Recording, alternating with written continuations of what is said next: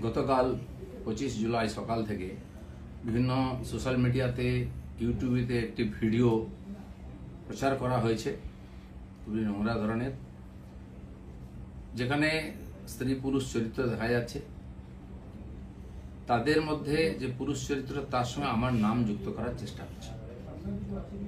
Video ঠিক কি ভুল তৈরি করা কিনা, কোন চরিত্র কারা করেছে আমরা কিছু জানি না, কিন্তু এর দ্বারা আমার ব্যক্তি চরিত্রকে হনন করার, আমার ব্যক্তি ইমেজকে ধ্বংস করার এটা খুব প্রচেষ্টা হয়েছে।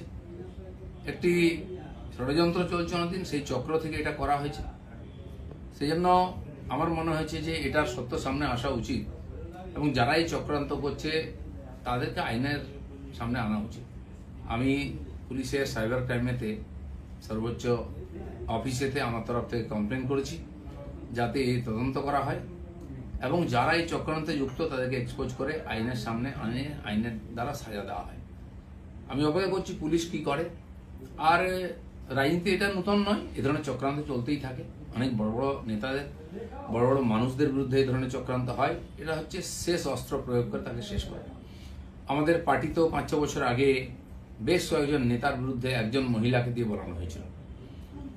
তার মধ্যে আরএসএস এর প্রচারক ছিলেন এবং পার্টির উচ্চ নেতৃত্ব ছিলেন। তিনি সোজা বলে দিলেন যে যে লোকেরা এই লোকেরা আমার সঙ্গে দেখা করেছে তারা আমাকে রেপ করেছে।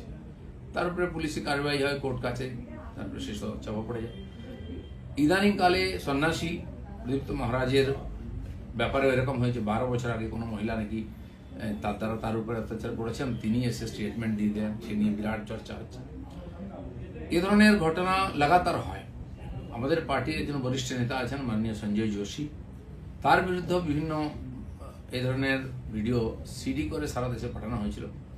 অনেক এটা নিয়ে আলোচনা হয়, পরে যখন ফরেন্সিক টেস্ট হয় দেখা গেল সেটা ফেক ছিল। এই জন্য আমার ব্যক্তিগতভাবে যেহেতু আমাকেই আক্রমণ করা হয়, বদনাম করার চেষ্টা হচ্ছে, আমি পুলিশের কাছে, আইনের কাছে গেছি। আমি দেখতে চাই পুলিশ কি করে এই ধরনের চক্রান্তে, কারণ এর তো কারোর বিরুদ্ধে লড়াই করা সম্ভব নেই ভাবে।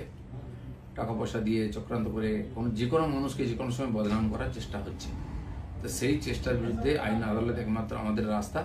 আমি আইনের কাছে গেছি, লিখিতভাবে বিভিন্ন লিঙ্ককে সেখানে আমি পাঠিয়েছি যে যারা যারা এটা নিয়ে ইচ্ছাকৃতভাবে আমাকে বদনাম করার চেষ্টা করেছে তাদের বিরুদ্ধে ব্যবস্থা হোক।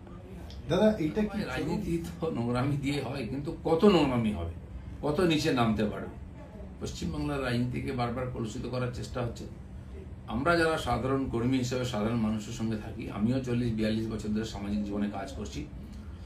আর্থিকভাবে আমাকে কেউ বদনাম করতে পারেনি। অন্যান্য অনেকবার কমপ্লেন আনা হয়েছে, আমি তার জবাব দিয়েছি।